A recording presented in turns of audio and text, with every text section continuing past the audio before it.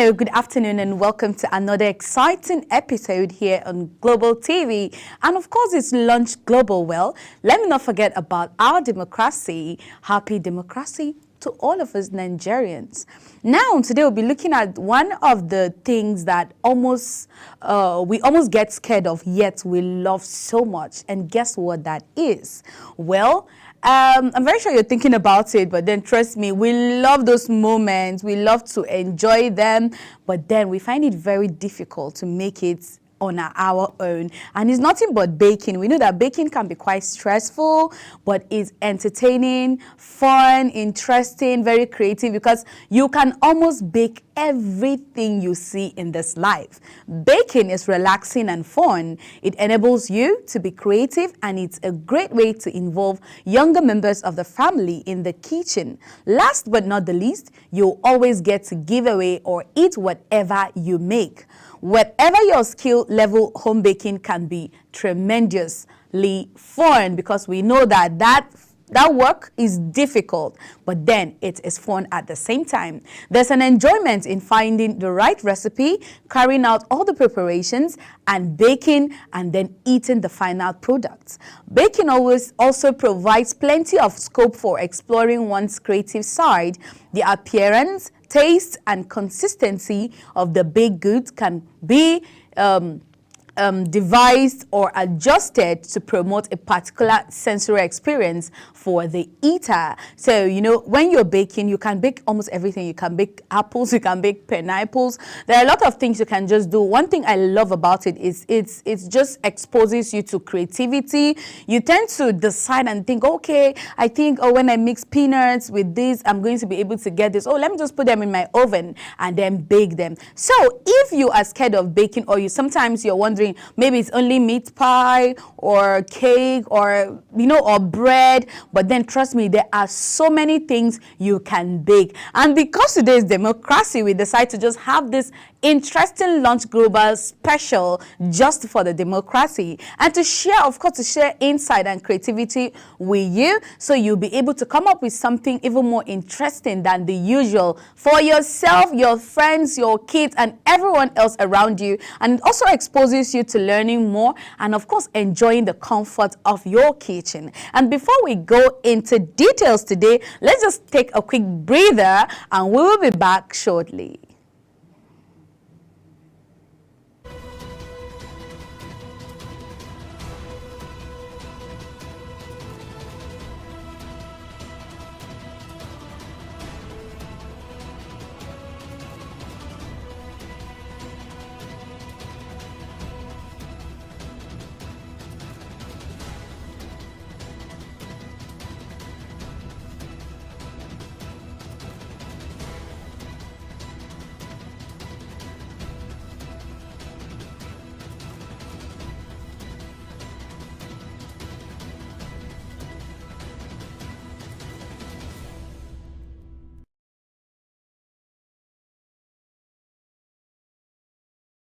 Welcome back from the short break. If you're just catching up with us, I am Chung Anamel Joseph, and this is Lunch Global.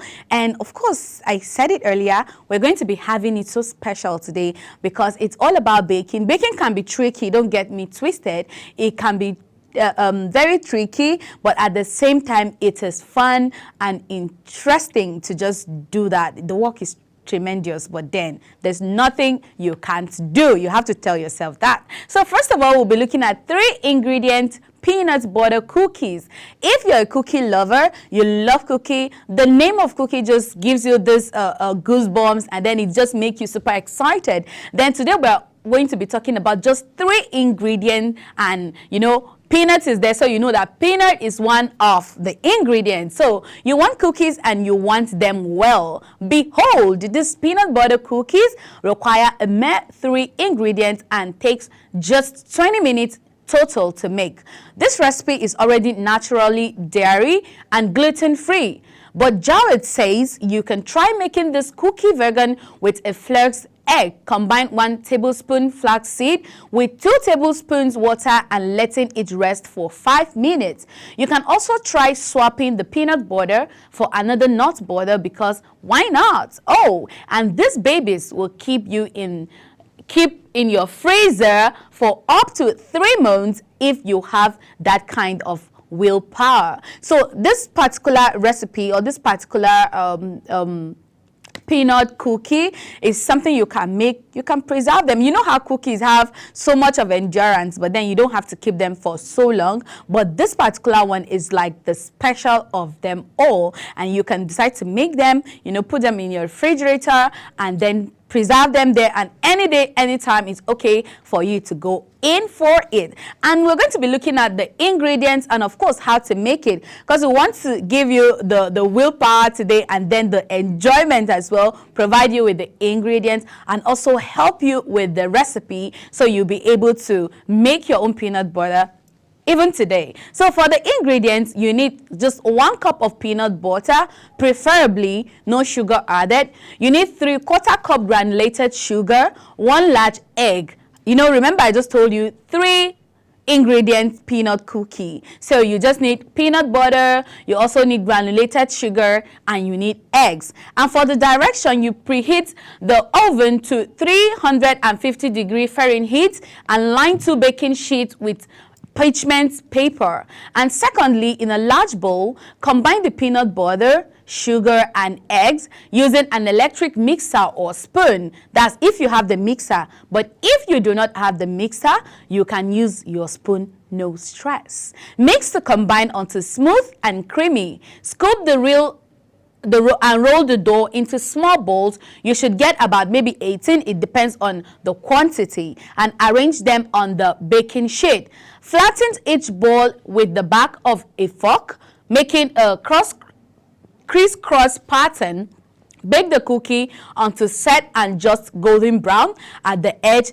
9 to 10 minutes. Cool cookie on the baking sheet for about 2 minutes before moving to a cool rack to cool completely. So this particular recipe is easy, simple, less ingredients, less money, less time consuming, fun and interesting. And then within short period of time, trust me, remember I also said in just 20 minutes. 20 minutes is such a short time, and then you can get this cookie. Imagine getting 18 cookie in just 20 minutes.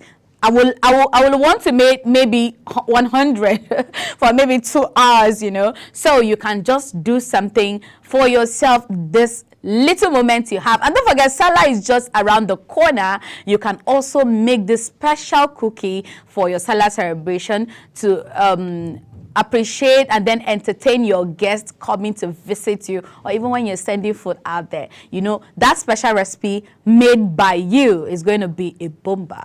So next we're going to be looking at blackberry jam pie. That's a crust straw. How often do you crave pie? About once every 4.5 seconds. How often do you actually have time to bake it? And that's the question. Almost never. This recipe is fun and easy to make, packing big pie-like flavor into a simple preparation that's easy to master.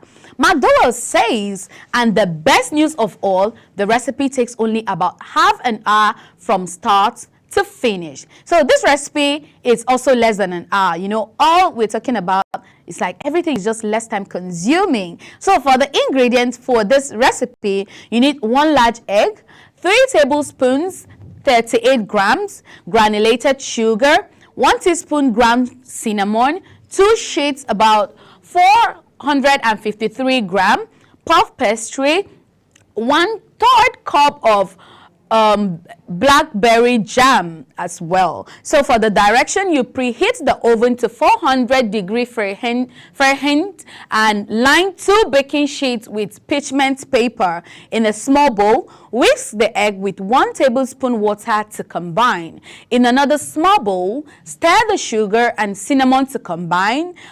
On a lightly floured surface, roll out both sheets of puff pastry to flatten slightly. Spread the jam evenly on top of 1 sheet of puff pastry, leaving about 1/4 inch uncovered on all sides. Brush the uncovered edge with egg wash and place the second sheet of puff pastry on top, pressing firmly around the edge to still. Now you brush the top sheet of the puff pastry with egg, wash and sprinkle evenly with cinnamon sugar. Use a sharp knife or pizza cutter to cut the dough into half-inch wide strips. Then you twist the strips a few times, then transfer to the prepared baking sheet, leaving about half-inch before each pie.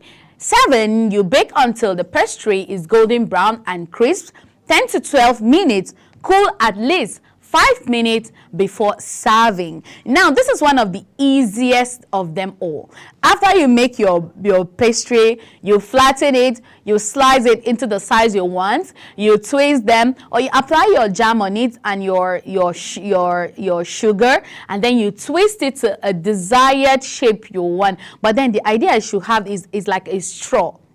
And we all know what a straw is. So you just twist it the way you want. And a lot of people decide to always style their own exactly how they want it. Moving on is cookies and cream shortbread cookies. A lot of people love shortbread. And today, I wanted to know that you can make your shortbread in the comfort of your home. Don't let anyone but Oreos are our secret obsession. Cookies and cream shortbread cookies have a classier vibe, but with that same addictive flavor, snap and creaminess. Plus, they are super easy to whip up. You make the dough in the food processor in moments, and the baked shortbread cookie are finished with a really creamy glaze that brings the whole cookie and cream flavor home, because they are guaranteed to bring out your inner 4-year-old. We recommend pairing them with a tall glass of milk to just make sure that everything sinks in perfectly. And for the ingredients, now talking about the cookies, we need like 5 chocolate sandwich cookie, a half cup 556 gram confectioner's sugar, 1 cup, which is 226 gram cubed unsalted butter at room temperature. We need 2 cups all-purpose flour, half teaspoon for sea salt, 1 tablespoon pure vanilla extract. And for the glaze, you need 1 cup confectioner's sugar, 2 tablespoon heavy cream. And the direction in making all of this is when you're making the cookies, you preheat the oven to 300-degree Fahrenheit and line 2 baking sheets with parchment paper. In the bowl of a food processor, pulse the cookie until they form fine crumbs, about 1 minute. Remove 2 tablespoons of the cookie crumbs and reserve in a small bowl. Add the confectioner's sugar to the food processor and pulse to combine. Add the butter and process until the mixture is light and fluffy. About 1 minute. Scrub the bowl off the food processor very well. You add the flour and salt and pulse until the dough comes together, about 30 seconds. Add the vanilla and process until combined. 5th, you divide the dough in half and then form each piece into an inch-thick disc. On a lightly floured surface, roll out the dough to 1/4 inch thick. Cut the dough into circles using a round fluted cookie cutter and then transfer to the prepared baking sheet. Bake until the cookie starts to brown at the edge. 15 to 17 minutes, cool completely. To make the glaze, in a medium bowl, whisk the confectioner's sugar and cream until thick glaze forms, working one at a time. Spoon 1 teaspoon of glaze on top of each cookie. Let the glaze set for 5 minutes, then sprinkle the reserved cookie crumbs on each cookie, and glaze will fully set in another 10 to 15 minutes, and then cookies is ready to serve. So if you're an ice cream lover, you love ice cream, you love chocolate, you love milk, or cream, this is one cookie that you wouldn't want to miss out. A lot of us, when we go out to buy ice cream, like, oh, we want Oreo toppings and all of that. Now, this particular cookie recipe is just one recipe that I assure you that when you just get involved in it, you are stuck. There's nothing you can do about it. Trust me. You just come back and I want to unlearn it. Like, I don't even want it anymore, because that's just the joy of it. 4th of what we're going to be talking about is the cardamom cream filled buns cake. Now, cardamom cakes are exceptional.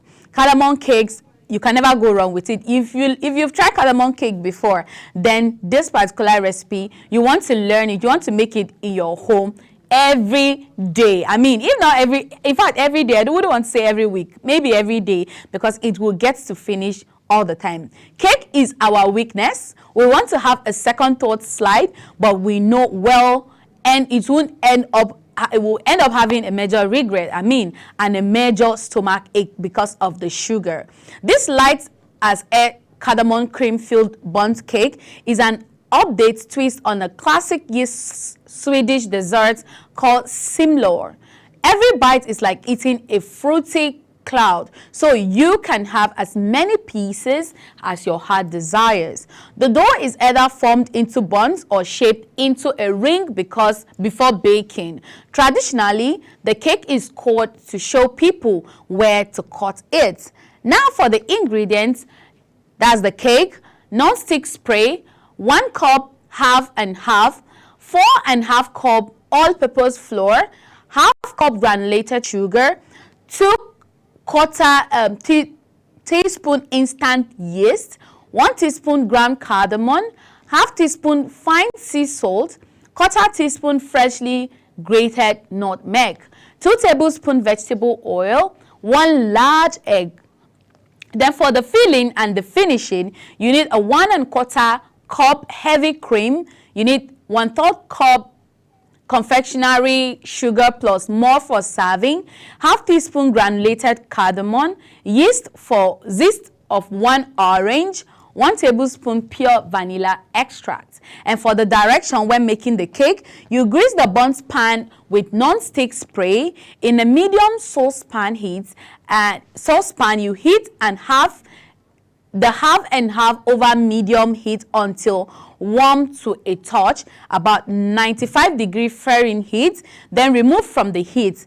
In the bowl of an electric mixer fitting with the dough hook attachment, mix together the flour, sugar, yeast, cardamom, salt, and nutmeg until well combined, and the half and half vegetable oil and egg, and mix on low speed for 3 minutes. Increase the speed to medium and mix for 3 minutes. Transfer the dough to a medium-sized grease bowl, cover and let rise until about double the size, 30 to 45 minutes.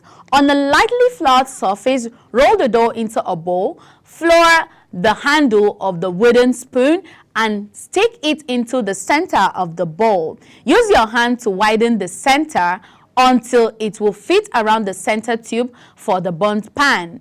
Cover the mixture and let it rise for 45 minutes until the dough looks visibly puffy. Towards the end of the rise time, preheat the oven to 350 degrees, then bake the cake until it is golden brown and reaches an internal temperature of 190 degrees, that's 30 to 35 minutes, or mold from the pan and cool completely.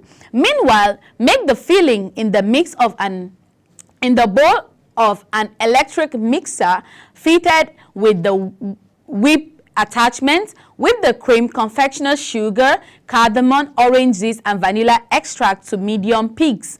Cut the cake into half horizontally with a serrated knife and spread the filling on the bottom half. Place the top back on the dust with confectioner's sugar, and it is ready. So it's basically just knowing the process, the mixtures, the ingredients. Once you have everything together, the whole thing is for you to have a good combination, mix them to the best of your knowledge, and how it just have to be so perfect and smooth. Then from there you can bake, and it is ready in just a few minutes. Last on our list today is chocolate skillet cake.